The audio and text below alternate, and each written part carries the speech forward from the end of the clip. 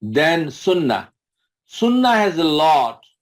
We are collecting Sunnah only described in the book, summarized a brief version of the Sifatu Salat al-Nabi.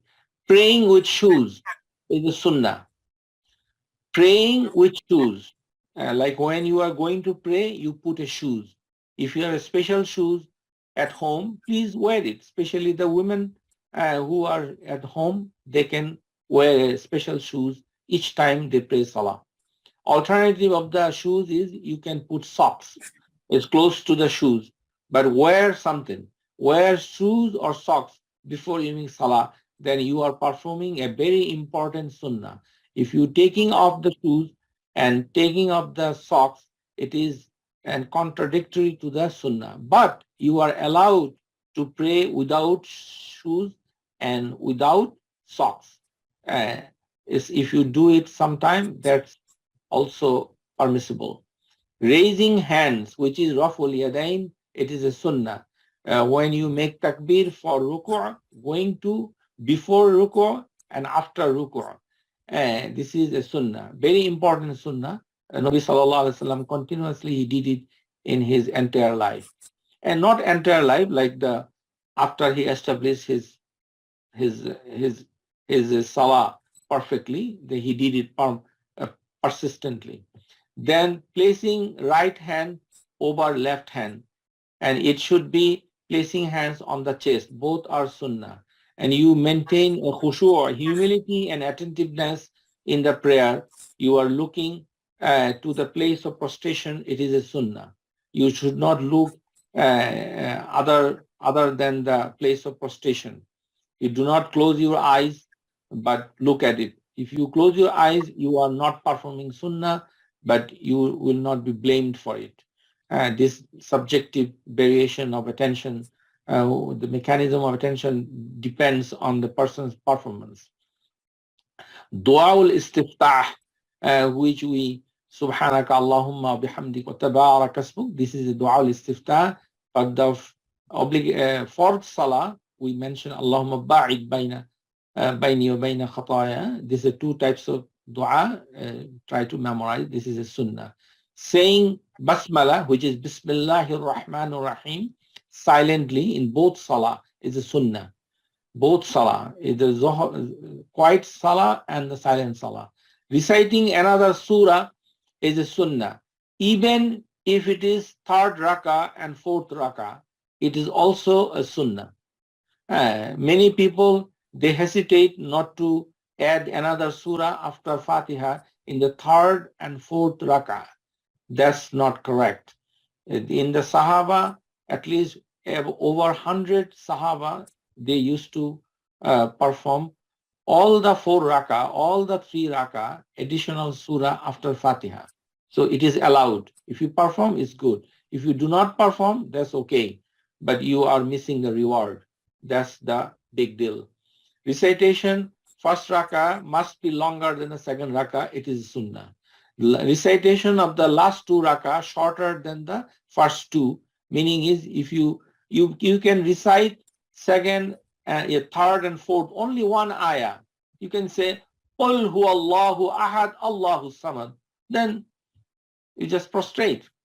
Or inna a'tainaka al-kawthar fasalli li rabbika wanhar. That's it. Few ayahs, 1 or 2, 3 ayah, and then you are earning a lot of reward. Loud and quiet recitation. If by chance someone praying in a situation that he cannot focus in, he cannot concentrate, so he is making a loud recitation in the Zohar Salah, it is okay. He is just violating the Sunnah. It is not an obligation that if you recite loudly in the Zohar Salah, if you recite loudly in the Asr Salah, you are violating only Sunnah. It is not an obligation. So do not criticize without any valid reason. If you want to, just recite loudly, no problem. Only thing is that your Salah will be correct and perfect, because some situation, people, especially when very big crowd, they are making a lot of noise in the background and they cannot pay attention. what they are reciting. In that situation, make loudly, because your wajibat and your tartil and your other things will be correct when you sacrifice one sunnah in that spot, but it depends on the knowledge. The recitation of the Quran with tartil and beautifully, it is a sunnah. So raising hands from the ruku', it is a sunnah.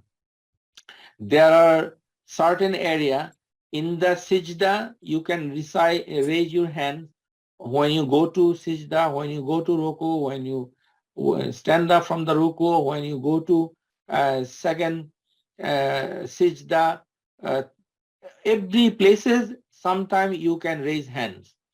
You are not seeing this thing in the ordinary folks in the masjid, but that doesn't mean that the raising hand does not exist. It is a sunnah. If you do one sunnah, you will be rewarded enormously by Allah Tabaraka Ta'ala. You should keep elbows apart from your side when you make sajda. It is a tajafi. Tajafi is an activity when you take your elbow away from your abdomen in the prostration. And also in the ruku', when you make ruku', you should take your elbow away from your side of the body, which is hip or your thigh. Tasbih 3 times is a sunnah. If you make tasbih Subhana Rabbil Azim 1 time, you are missing the sunnah. But your salah is correct. What is happening? You will not be rewarded as if you attained a sunnah. Sunnah is 3 times minimum, then 5 times, then 7 times. The odd number of recitation of tasbih is sunnah. But if you do 1 time, you are like skipping a sunnah. Your salah is valid, but the reason at least 1 time you should recite tasbih, because to be stable in that station, it is a rukun.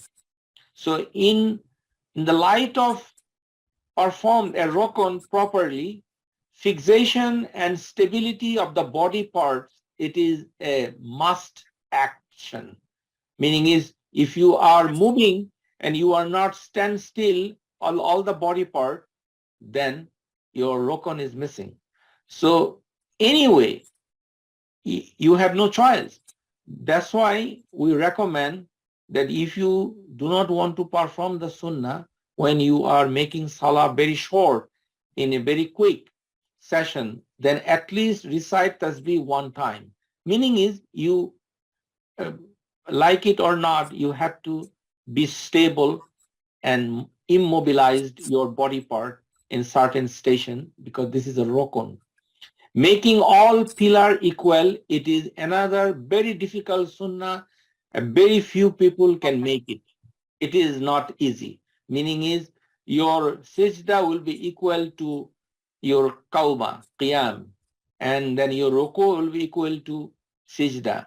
And between ruku, between 2 sajda, you will equal. All pillars are in equal length. If you can do in 1 rakah, that is another sunnah which is very challenging, and someone can practice by themselves. It is demands a lot of practice. You should raise hand when you rise up. It's also from sunnah. Then tahmeed, Rabbana lakal hamd. Then raising hands from the prostration sometime, also a sunnah, placing hands upon the ground before knee. Many people, they put their knees in the ground before the hand. It is violation of sunnah. We will show you the evidence. Then when you rest on the ground, your palms and your fingers should be extend together towards Qibla, and should be firm.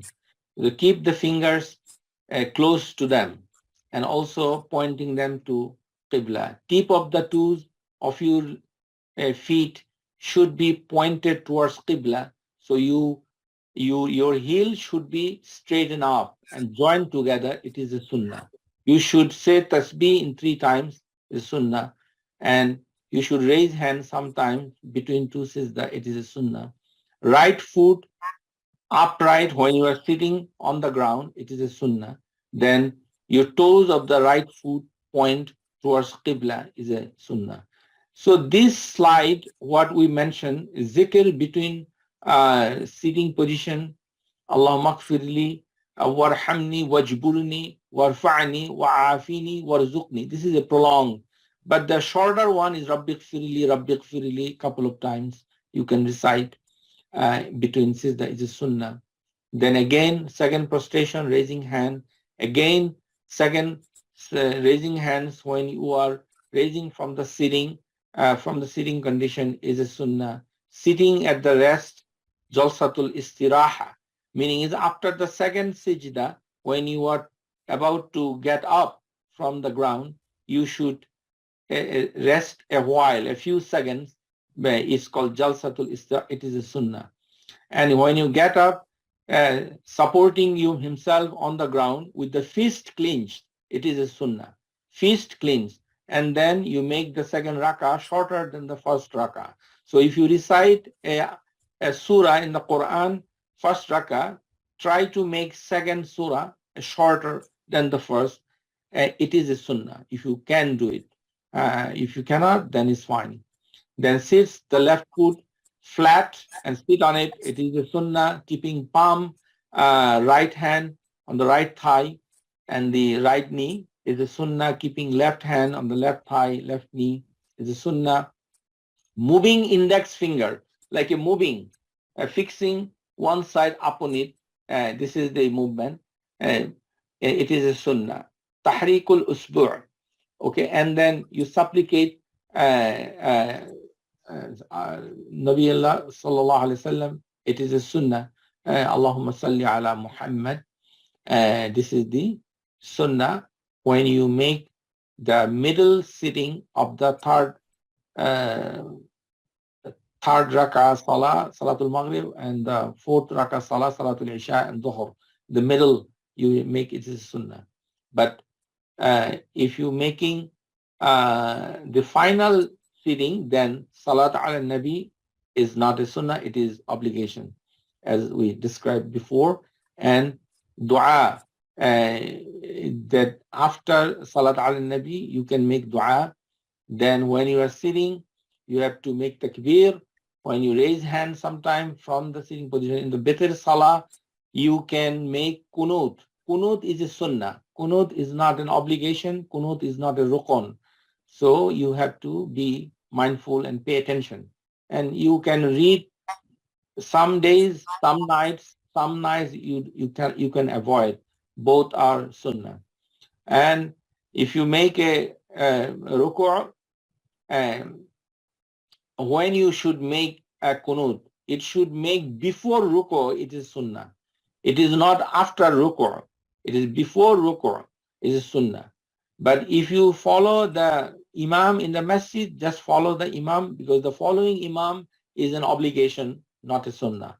So when you have conflict of interest between the sunnah and obligation, obligation get priority. You should avoid the sunnah in that case.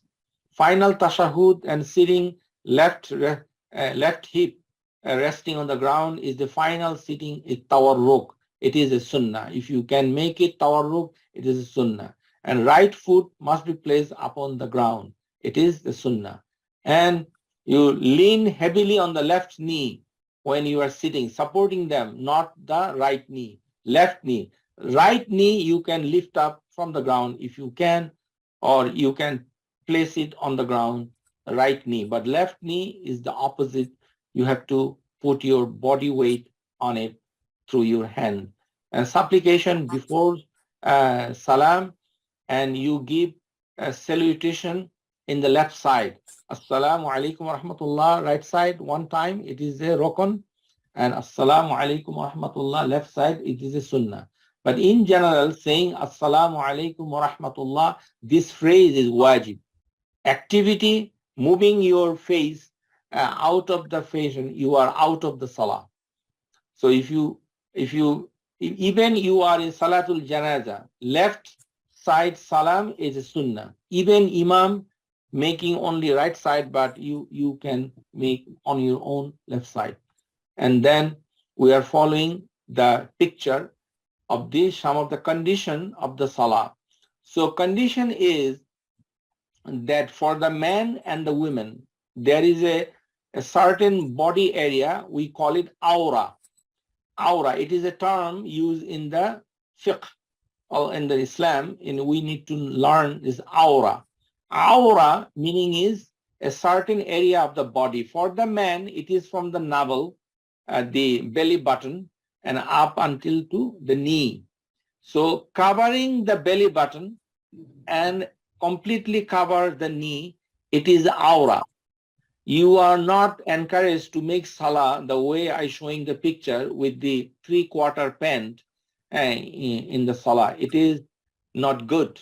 It is actually disrespect to the worship of Allah Ta'ala.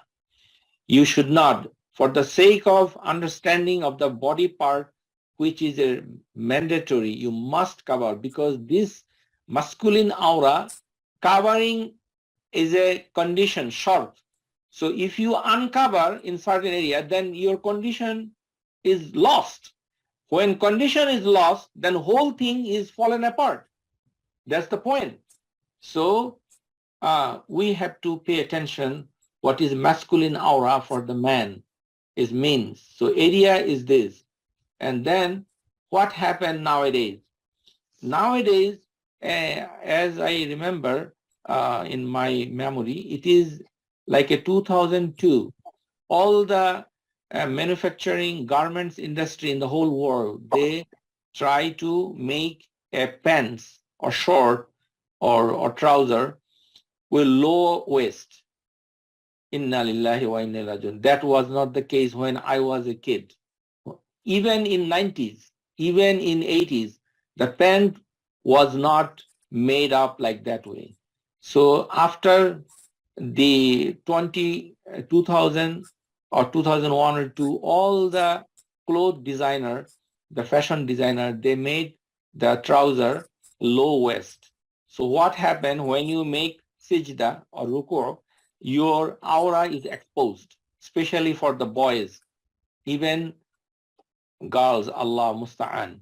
For the boys, if your aura is uncovered, then your condition of the salah is broken. And condition is a serious thing, like a rokon, is a pillar. If it is breached, the condition, then all things fallen apart. You have to redo it again. So when you have a t-shirt or best thing, always tuck in. You tuck the inside the pant with the belt. Secure it that is covered. Do not let it go.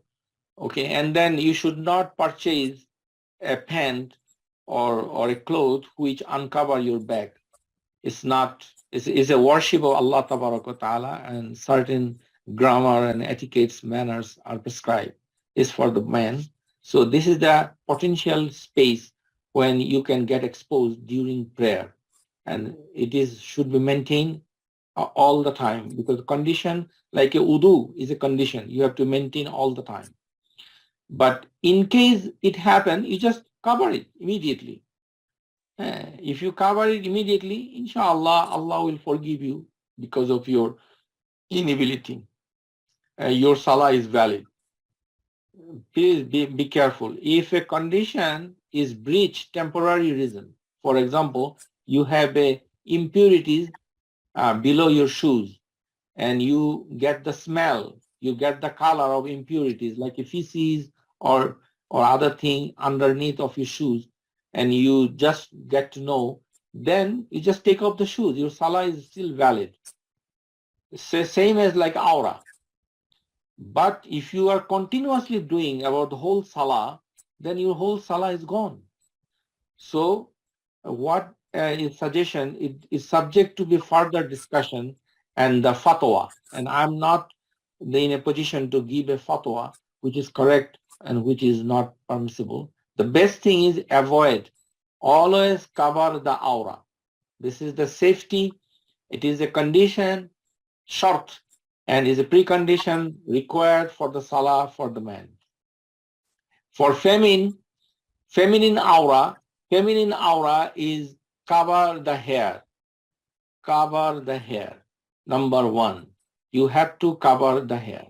Then your body anatomy, like your waistline, you do not make it visible to other people. Do not use any transparent or light, like a transparent or see-through garments when you are praying. You should use a garments which is thick and is not see-through, and your waistline is not visible.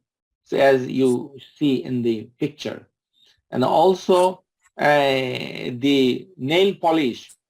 Most of the nail polish, if it is very thick and coating, protecting your finger, which water cannot reach possible. Some nail polish uh, are water permeable, but in a slow rate. Some water can go, moisture can go, but a slow rate. It depends on how thick it is. It is judgment issue. And on top of it, as a Muslima, a feminine, why you are using the debatable nail polish? You should not.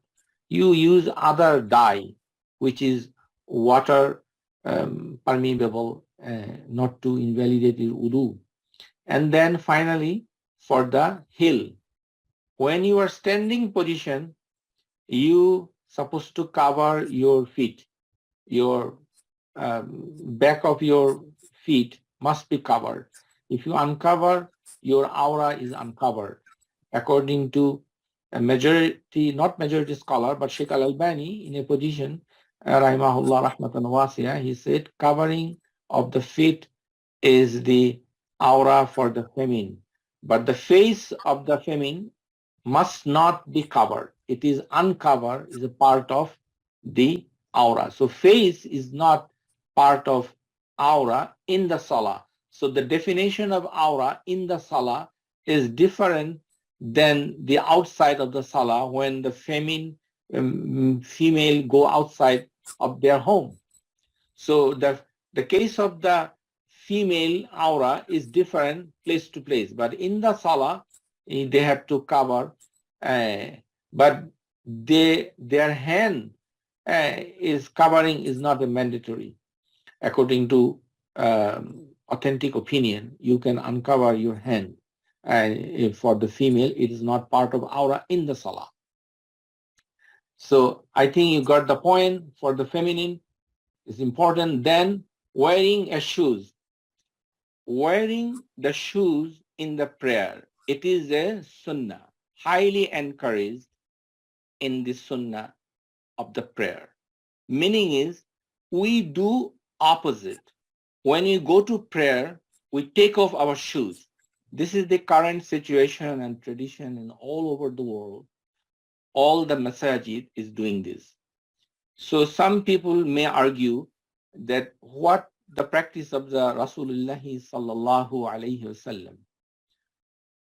You will be surprised that Rasulullah sallallahu alayhi wasallam, he never take off his shoes in the masjid when he make the salah. Rather, he encouraged his companion to wear shoes for the salah. So it is actually misunderstanding of the command. It is a command wearing shoes for the salah, not taking off shoes for the salah. It's opposite. But if you do not have shoes in certain time, for example, nowadays you are not allowed to bring your shoes in the masjid or wearing shoes in the masjid, so you are okay for the salah. That's fine. And some scholars say it is okay. But Sheikh Al-Albani bring the different flavor in the salah. He is saying this is the lost sunnah. You have to revive the sunnah if you can. So how to do it alternative way? Alternative way is wearing a socks, male and female, both. So if you are a male and you are a female, please try to wear socks for the salah. So you are close to the sunnah. It's like a three finger using and eating one of the sunanul ada. So if you cannot use three finger only when you are eating, you can use a spoon in your 3 finger is close to the sunnah when you are not using 5 finger. Although 5 finger using for eating purpose is okay, is allowed. So what we are saying that the without shoes and the socks, prayer is valid. But wearing shoes is a sunnah, and you see it in the picture. That is a sunnah. Then we have a sutra. How the length of sutra is measured. The original idea came from the saddle of the camel. So you see in the picture that the saddle is in the top of the camel's back. That saddle is little bit higher. Usually it's arm's length, like a one arm from the elbow to the tip of the finger, arm's length.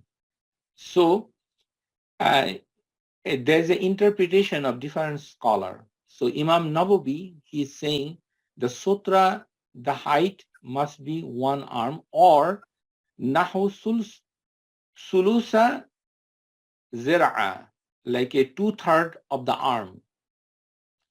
But if you can make one span, like one span or two span, is still acceptable. But something which has a height, that is the main concern.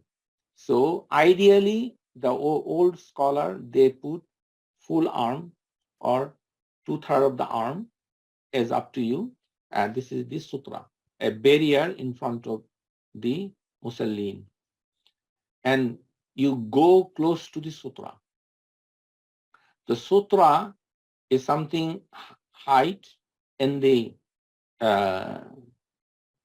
ground, and then you are the musalli is in front of this thing. So how much distance you should go close to? So as you see, from the standing position to the place of sijda, so red color is the maudi is sujud, the standing. It should be 3 arm length. So you have a rough estimation of the 3 arm. That will be your place of sijda. And from that place, you should give a space that a baby goat can walk through in that distance. That is the close that you should be with the sutra in the salah. Then when you are facing the sutra, you should not, according to Sheikh Albani, the sutra is the facing directly to the sutra. That is required, that you face towards the sutra. And then you make salah. If you are away from sutra, then you get closer by walking 1 or 2 steps. It's okay. Because moving in the salah is acceptable. It does not invalidate your salah. And also, in the right picture, you see there is a musalli who is praying, and he is preventing from the hand that he is another person who is trying to pass between him and sutra. Those prevention to the another intruders in between you and sutra, it is an obligation, as we discussed. Then looking towards the place of prostration. Looking towards place of prostration, mawdu' is sujud. It is very important that we should do it. So you should not tilt your head right or left or any other places, or do not close your eyes, but looking at the place of prostration when you are standing. But beside you are stationed in the standing, your eyes, there is no concrete evidence where to put, especially in the ruku' and especially in the sujud. You just make your vision in the terms of humiliation as it comes naturally. You are not obliged to looking at the feet or other places. There is no specific instruction. Only when you are standing position, looking towards the place of prostration, it is a sunan. Then standing properly, toes face the qibla. You should put your feet straight towards the qibla. All the toes should be in towards the qibla direction.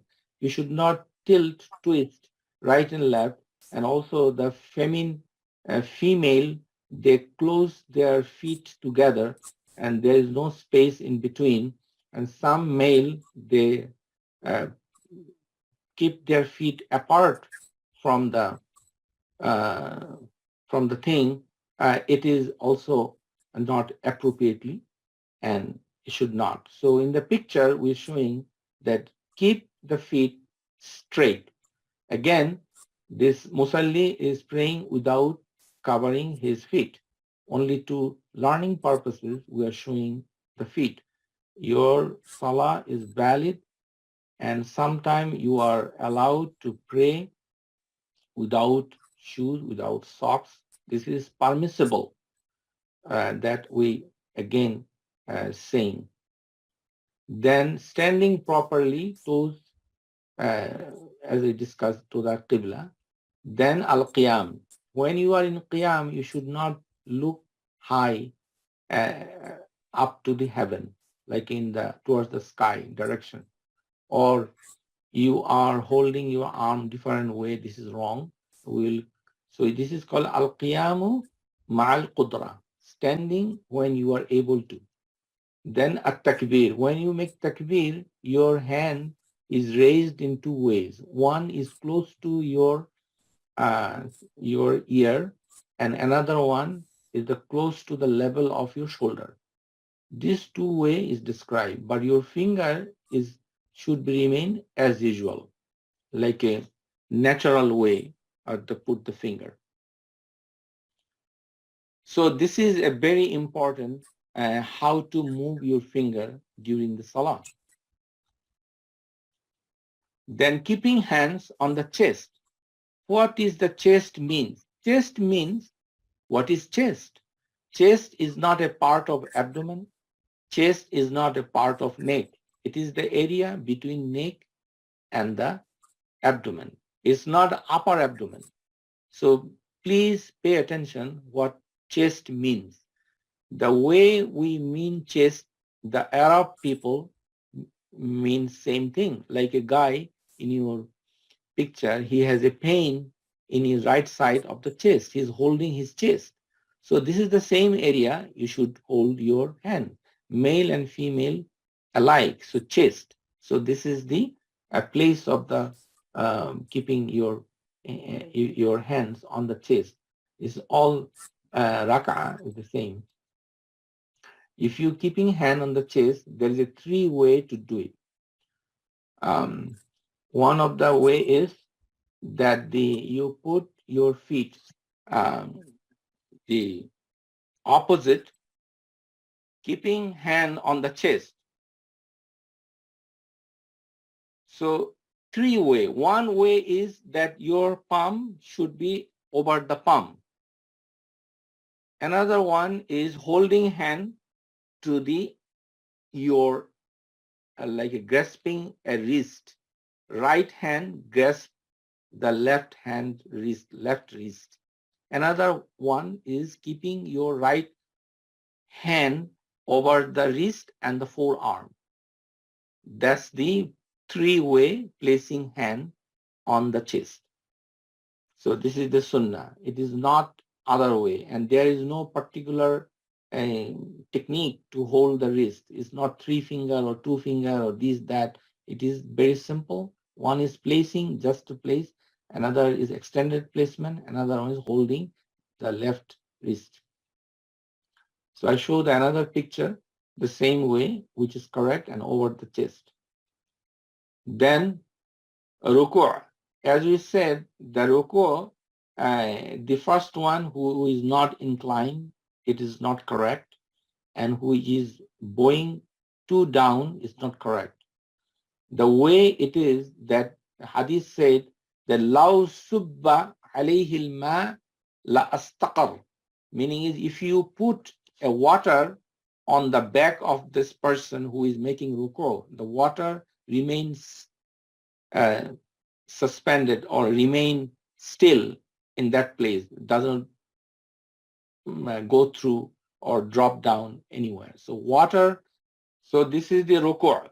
When you have a ruku', you have to hold your hands on the knee. and then your elbow should be away from your body. Then, as you see that you should not tilt your head other way around. You should keep it in the same level.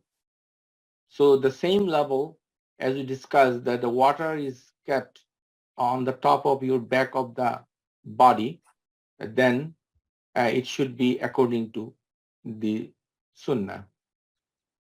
Then raising hands from the ruku', as is my picture is showing that same way. Either you can put it your hand close to your shoulder or close to your ear. Then you are going towards ruku'.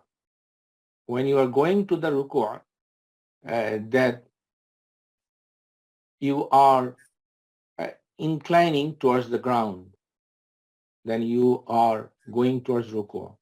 Then we will show a video how a camel sits. When camels sit, they sit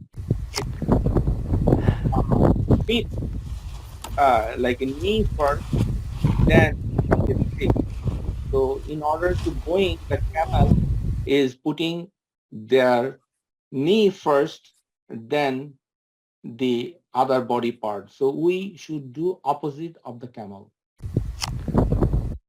So opposing the camel, we put our hand in the ground first before the knee.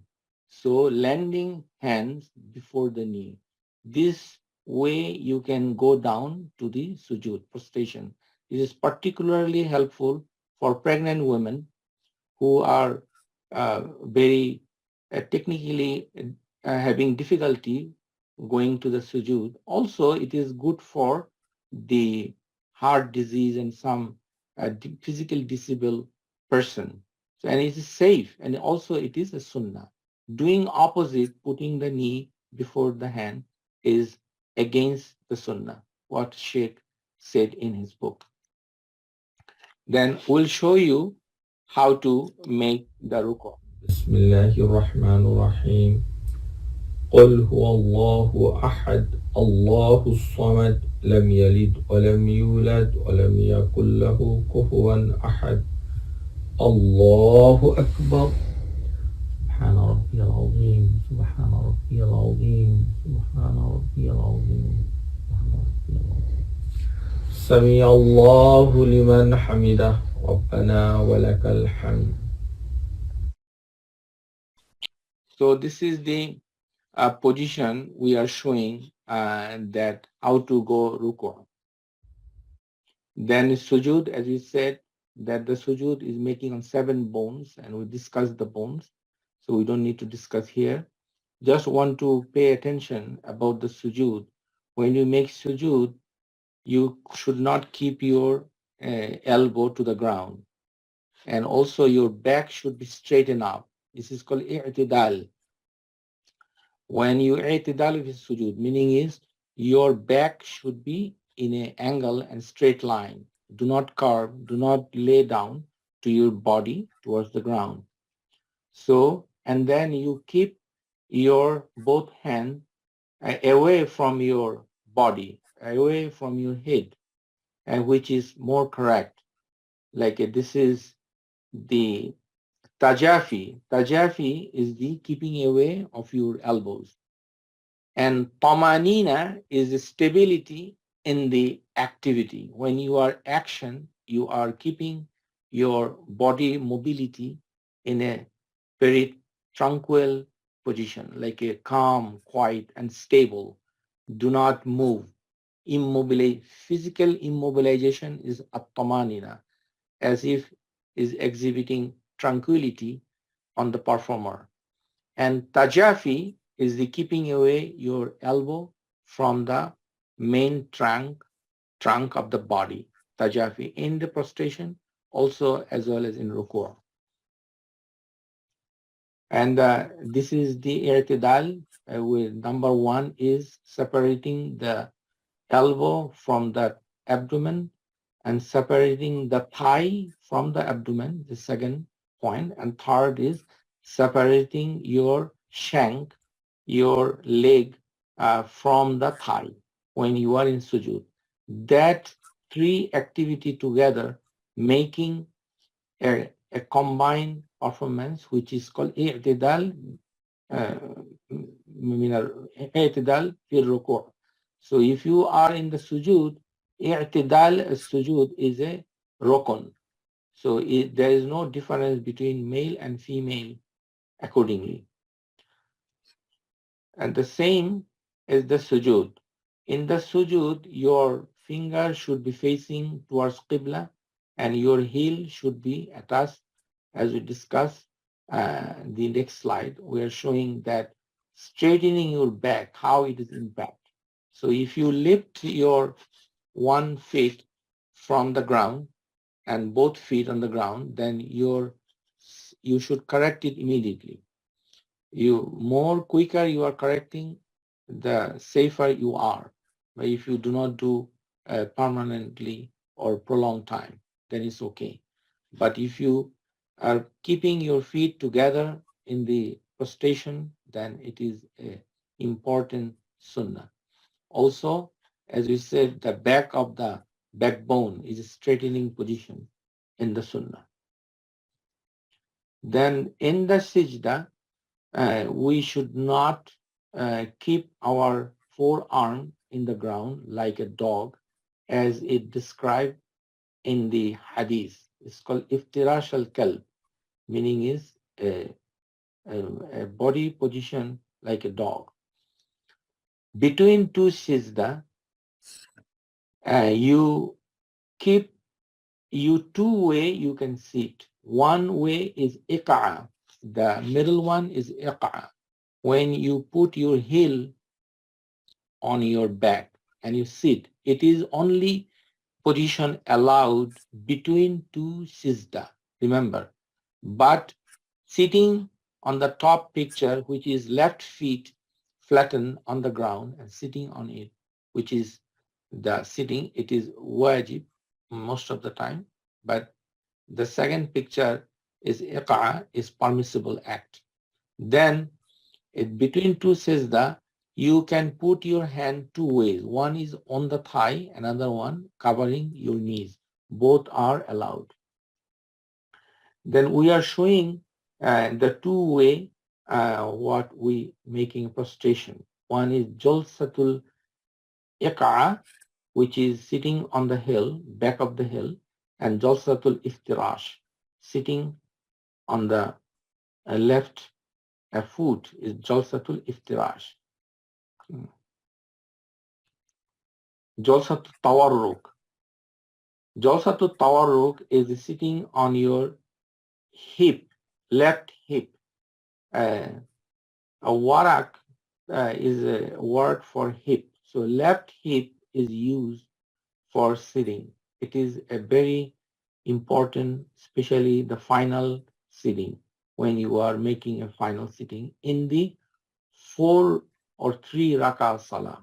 But if you are in the Fajr salah, you should not make Jalsatul Tawarruk at the end. Any 2 rakah salah or one sitting, you can make a Jalsatul Iftirash. But Tawarruk is required when 2 sitting in a one salah, middle one and the final one. The final one is Jalsatul Tawarruk, sitting on the left hip. In that position, your right knee may be over the ground. This sitting and you looking at towards your finger when you are moving from the beginning to the end. So the looking at, you should not look at the place of prostration. You should look on the finger. So sitting, as you see in the picture, that the sitting, this person, Musalli, is sitting and he lifts his left right knee above the ground, especially when you are praying along with other Musalli in the masjid. Because of the space, narrow space, you may not be able to take more space in order to put your right knee on the ground. In that case, you can lift right knee little bit high. That's okay. But the main point here is you should put body weight on your left knee by the left hand. So putting a body weight is also a sunnah. When you are sitting, it is male and female alike. So sitting, now when you are making tawarruk, you can do it tawarruk in two ways. One is you can taking the 2 feet from your body parts, and also you can make only 1 feet, which is left feet, over the right feet. So this is the picture.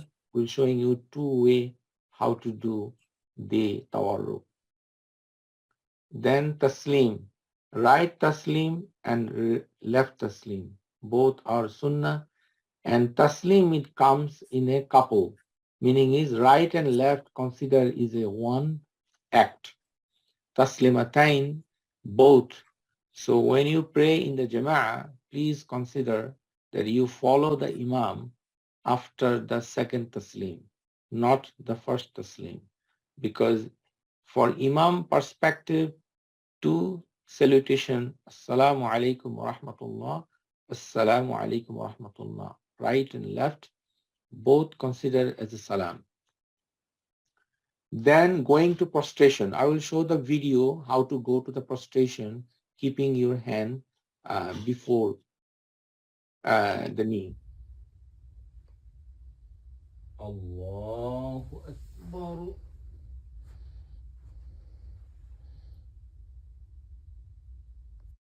So this is the going for prostration, as you said. Then how to sit.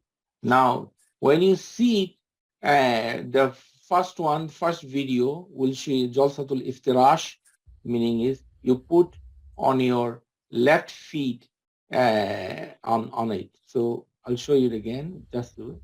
This is the male and female alike.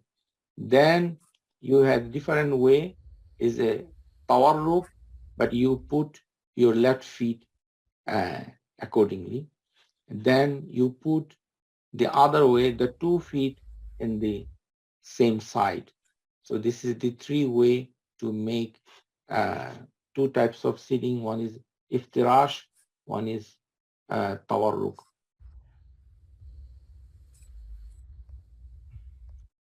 Then going to prostration. Going to prostration, you, as we mentioned, that keeping your hand on the ground before the knee, and the keeping your hand first place, then you extend the hand little bit further. So this is the picture will show. Then you keep the a hand in front of your knee, then you extend a little bit in front, then you make sijda. Because as we said that at least 3 arm span distance must be maintained from the place of standing to the place of prostration.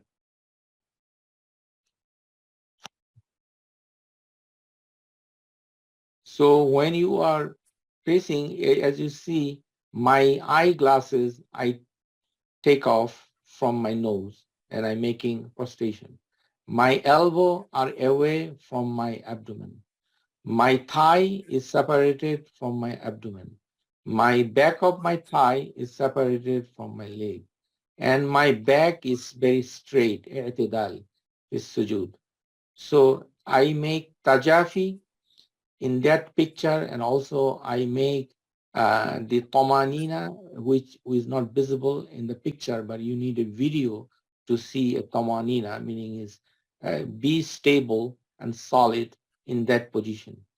But you put your arm on the ground and press it. You should not make a sijda without pressing on the ground. And prostration, as we see the picture, is different from the ground. You keep your hands away from your head at the level of your shoulder or at the level of your ear. Both are correct, but you should not get close to it. So then you close your feet back off when you are making sajda. This is very important. Always close. So mobility of the feet during sajda and taking off from the sajda, going down to sajda, mobility is required. And I will show the video clip between sitting between two positions. As we said, this is iqa and this is iftirash. So we are not required to do iqa. If you do not do iqa for whole life, that's okay, no problem. But you do iftirash is much better and sunnah and established. And in our community, we do not do iqa that much. But iqa is only permissible between two prostration, not in other places as well. So, and then when you are getting out from the ground, you should make a clenched fist. Clenched fist, it is a sunnah. How do you clench? If you cannot clench fist because surface is hard, for example, you are praying a hard surface, a wood or a stone, then it is very difficult, maybe painful to make a fist. In that case, you just use your arm extended, your like a fingers. But Sheikh saying that the way the feast concept came is a yakbitu huma ajinu fi salah. Ajinu meaning is one of the way that we prepare the kneading the dough.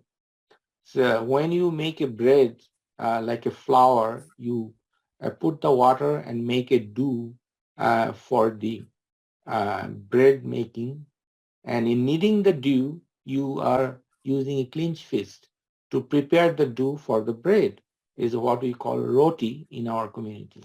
In that case, the concept of the feast is the same concept when you are getting from the ground, especially if you have a carpet, you can do it, then do it. If not, the feast, especially the female, if it is hurting your fist, then use your hand only without any fist.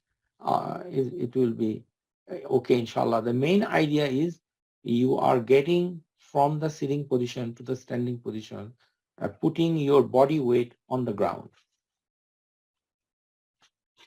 Then you are getting out from the ground.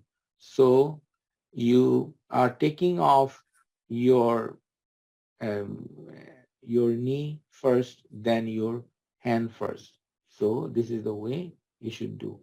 So there is no alternative or detailed description how to do it, but only thing is that you put your body weight on the hand when you are getting up from the sitting condition. Then prostration, as you said, standing from the prostration, Allahu Akbar. I'll show the video. So this is the put feet and then you get up. So you get up and you hold the second rak'ah as you see the video. Allah. Then moving the finger. Moving the finger, it is a sunnah from the beginning to the end. Because the moving the finger, it is a way of making dua.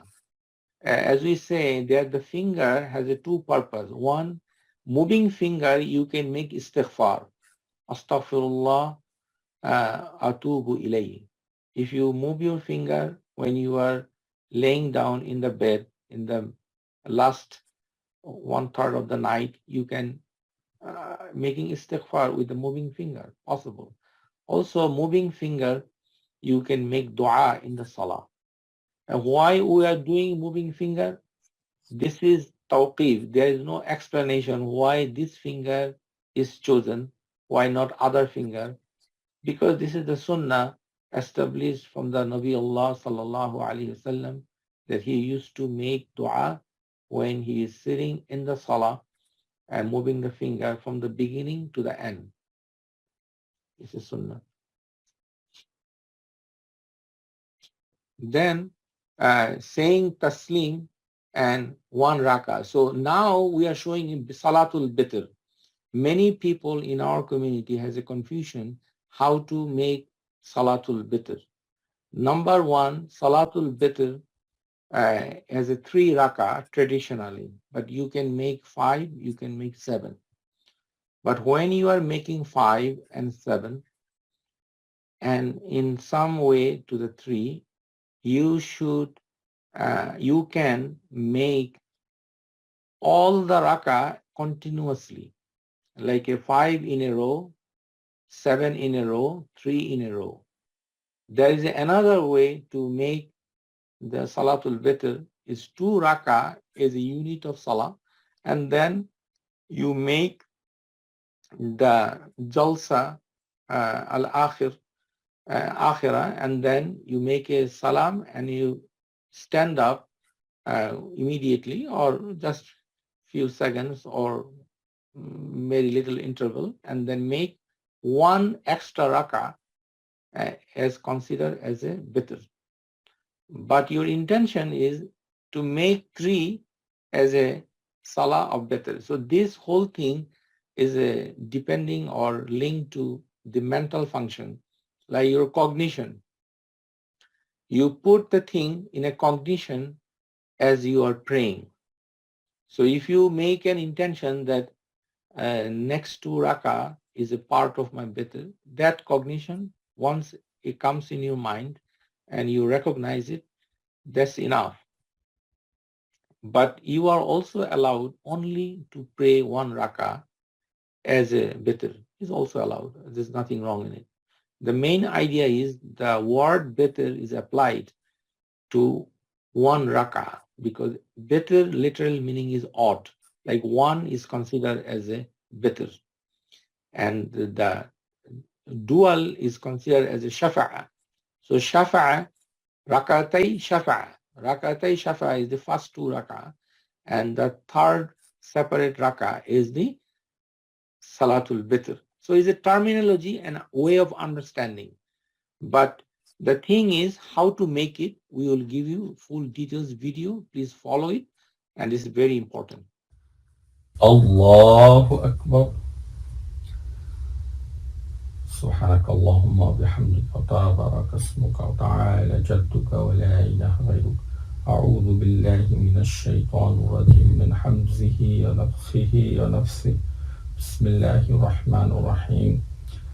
الحمد لله رب العالمين الرحمن الرحيم مالك يوم الدين إياك نعبد وإياك نستعين اهدنا الصراط المستقيم صراط الذين أنعمت عليهم غير المغضوب عليهم ولا الضالين آمين. بسم الله الرحمن الرحيم. سبح اسم ربك الأعلى الذي خلق فسوى والذي قدر فهدى والذي أخرج المرعى فجعله غثاء أحوى سنقرئك فلا تنسى إلا ما شاء الله إنه يعلم الجهر وما يخفى ونيسرك لليسرى فذكر إن نفعت الذكرى سيذكر من يخشى ويتجنبها الأشقى الذي يصلى النار الكبرى ثم لا يموت فيها ولا يحيا قد أفلح من تزكى وذكر اسم ربه فصلى بل تؤثرون الحياة الدنيا والآخرة خير وأبقى إن هذا لفي الصحف الأولى صحف إبراهيم وموسى. الله أكبر. سبحان ربي العظيم سبحان ربي العظيم سبحان ربي العظيم سبحان ربي العظيم وبحمده سبحان ربي العظيم وبحمده سبحان ربي العظيم وبحمده. سبح قدوس رب الملائكة والروح سبحانك اللهم وبحمدك اللهم اغفر لي. سمع الله لمن حمده ربنا لك الحمد حمدا كثيرا طيبا مباركا فيه ملء السماوات وملء الأرض وملء ما شئت من شيء بعد أحلى الثناء والمجد أحق ما قال العبد كلنا لك العبد اللهم لا مانع لما أعطيت ولا معطي لما منعت ولا ينفع ذا الجد منك الجد. الله أكبر.